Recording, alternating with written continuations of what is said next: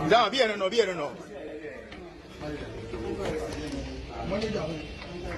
Manager, reception. Manager, Mr. Reception.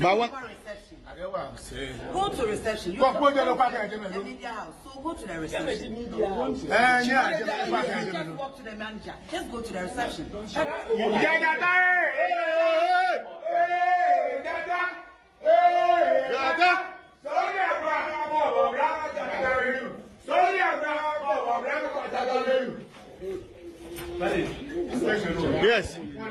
Yes.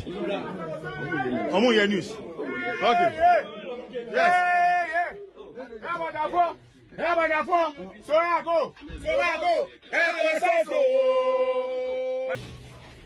Yes, sure. How are you? Where is the man? You are looking for him.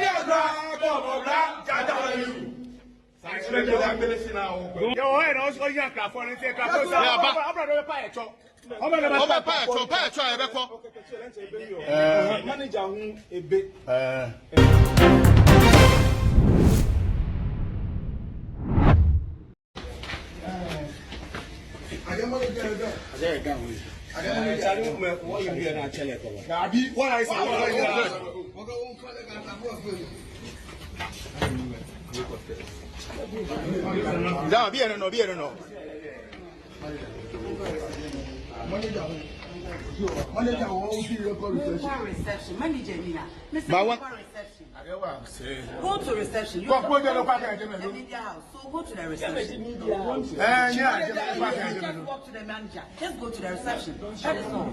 Don't shout. No, I'm not shouting. I'm some real money. Yes,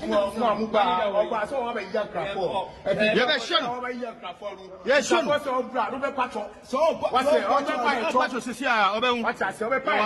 Hey, don't push anybody. You better be calm. Go inside. Go inside.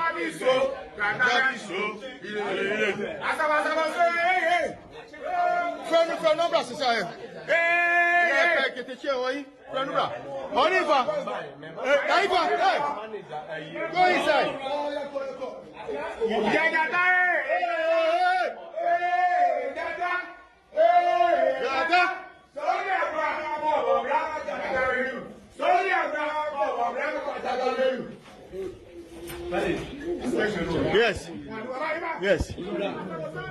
Omo your news. Okay. Yes. So I go.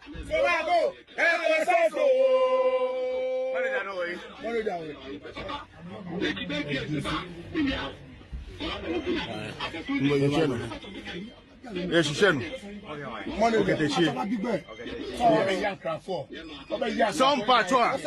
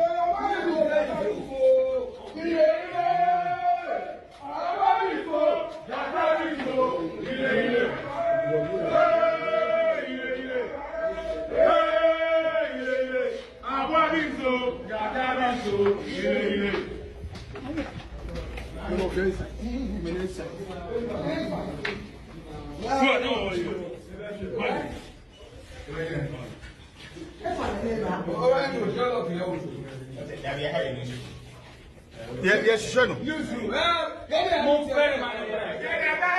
How are you?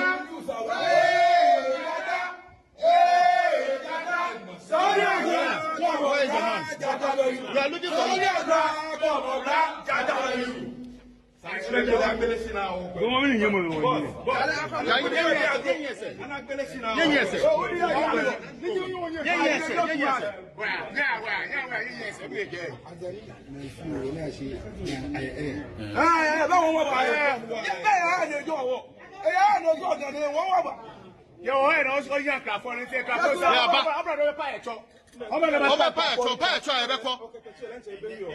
Manager a bit.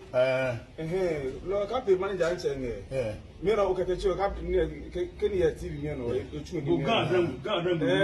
what the